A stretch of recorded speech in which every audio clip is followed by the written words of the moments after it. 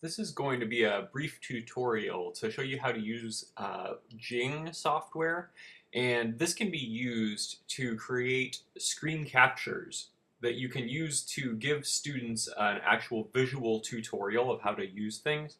So this is the Jing website created by TechSmith, and once it's loaded, you'll see it up in the upper right-hand corner as this sun. So your capture software is right up here. Once it's installed, what you can do is highlight an area of your screen that you want to capture, and then you have options to create this as an actual video, and you can also just use it as a screen capture program. So it has those two features, and when you're finished, this video can be placed online on a website with an address very quickly and easily. So you would click here to get started on the download. I'm recording this on a Mac, so I would obviously click the left, you may be clicking the right, and the installation is pretty quick and easy. Like I said, this is a free program as long as you use the free version. So once you have that installed on your computer, you can go up here to, let's see, your history can be viewed here, and this will show all of the captures that you've created and saved. When you're creating something new, you are going to want to set your screen up to show what you're looking to let the students see.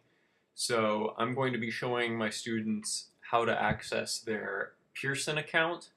So I'm going to go over here to the course shell, scroll down to where the link is they're going to want to click, and have this displayed on the screen there. From there, I'm going to go into the capture on Jing, and now I'm going to highlight the section of the screen that I want the students to be able to see. So I'm defining it so that it doesn't include the rest of my screen, but that's totally a personal choice. Then once I click record, I'm creating the video. So I'm going to show them on the screen what I want them to see. I'm going to scroll down here to where it is, click on it, go through the process of showing them what they need to do. But I'm also going to make sure that I always move the screen they need to see inside of that sort of rotating yellow box. So that way they're going to see where they need to log in, what they need to include. All of that information is going to be in the area of the screen that they need to see. So now I'm all logged in, I've shown them how to do that, and I can go ahead and stop this recording. I could also pause it if I wanted to, continue it in a moment, but we're going to stop it, and now the recording is done once you hit that stop button. You can come back here and review it. So I can look at it and see if it really is what I wanted to cover, see if I left anything out, and once I've done that, I have a couple options down here for how to display it. It's going to save it on my history, which I showed you as the second circle that shows up next to the Jing sun in the upper right-hand corner. But what I like to do personally is to click on screencast.com, which will give you an actual hyperlink that the students can access the video through.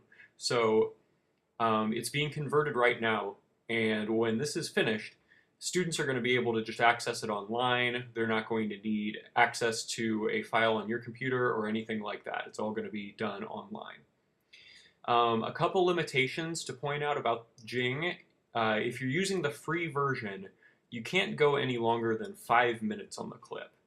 That's the total, that's the maximum, at which point it just automatically stops. Your numbers highlight when you get to 4 minutes, so as long as you're keeping an eye on them, you'll know when you're running low on time.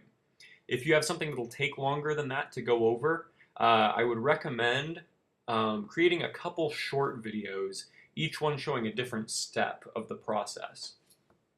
Okay, so now we're uploaded to screencast.com, and I can click to view what the video is going to actually look like when students access this web page. So clicking the play button, once again I'm going to get a chance to look at this video and make sure it's what I want students to see, whether it has the whole process. And this address here the web address here, is going to be what can get students to this video.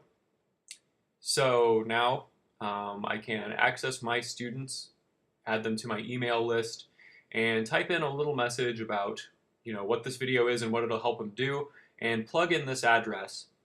Now, without going through YouTube or anything else that may take more time to load a video online, I've created a resource for those students that they can access.